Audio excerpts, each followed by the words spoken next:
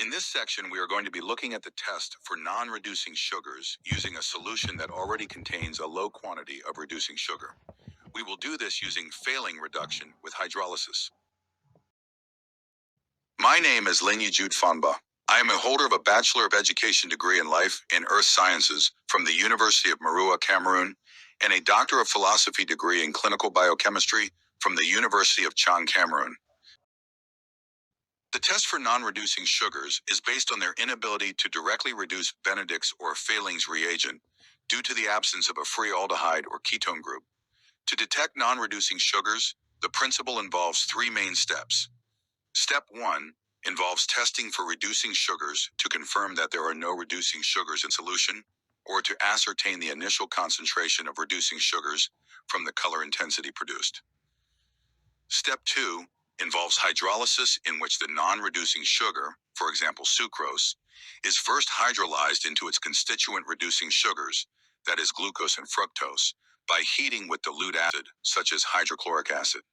This breaks the glycosidic bond and liberates free aldehyde or ketone groups.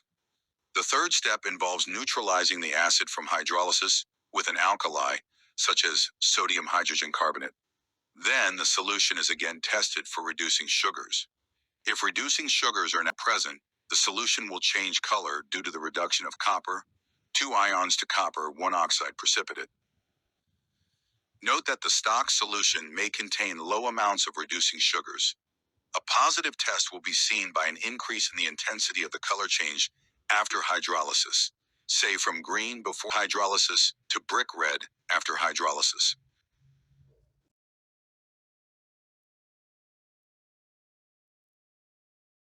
We are going to use a set of materials and solutions, including powdered sucrose as table sugar and glucose, which will be used to prepare the stock sugar solution. 2 test tubes will be needed to hold solutions. A test tube rack is needed to hold the test tubes. Syringes will be used to measure volumes of solutions. A test tube holder to hold the test tubes during heating. A boiling water bath for heating the mixtures. A pot and a stove can also serve the purpose.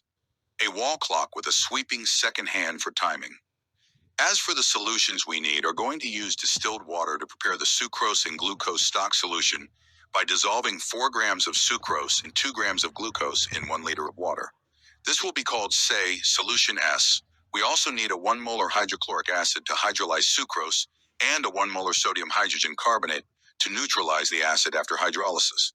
Fehling solution A and Fehling solution B are needed for reduction. Benedict's solution can be used instead.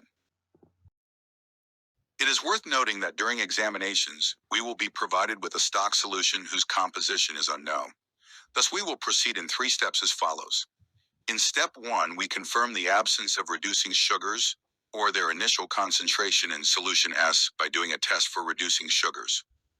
Measure 2 milliliters of the solution into a test tube labeled A using a syringe.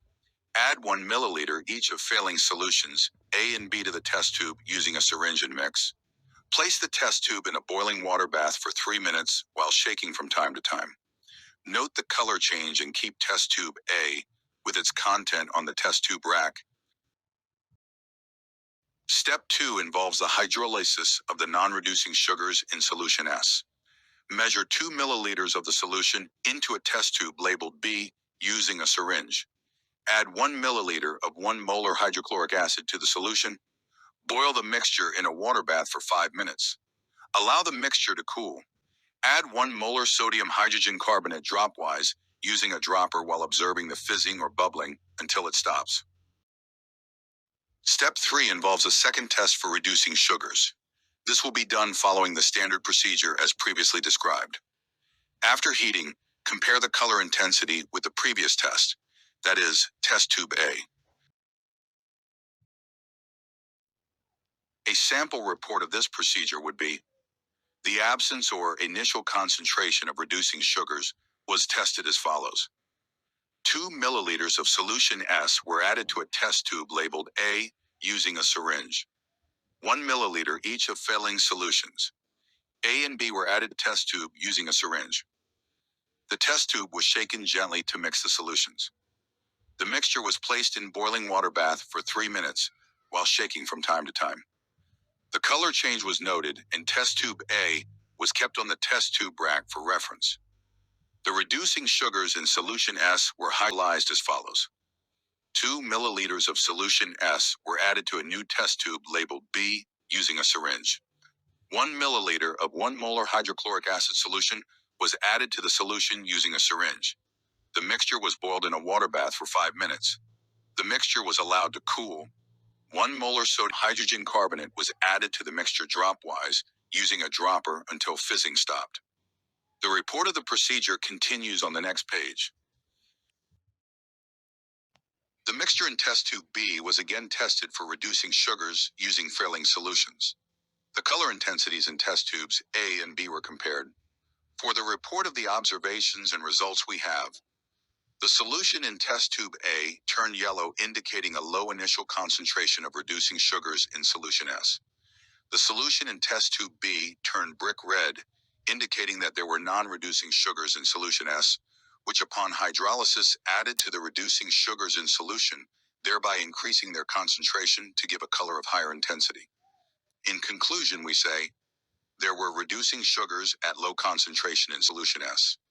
Solution S contains non-reducing sugars, which upon hydrolysis produce reducing sugars, thus increasing their concentration in solution.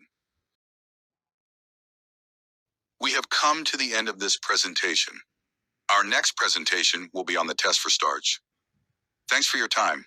Hope you enjoyed following up the presentation. Please subscribe to this channel, like and share. By subscribing, you will be getting notifications when new presentations are available.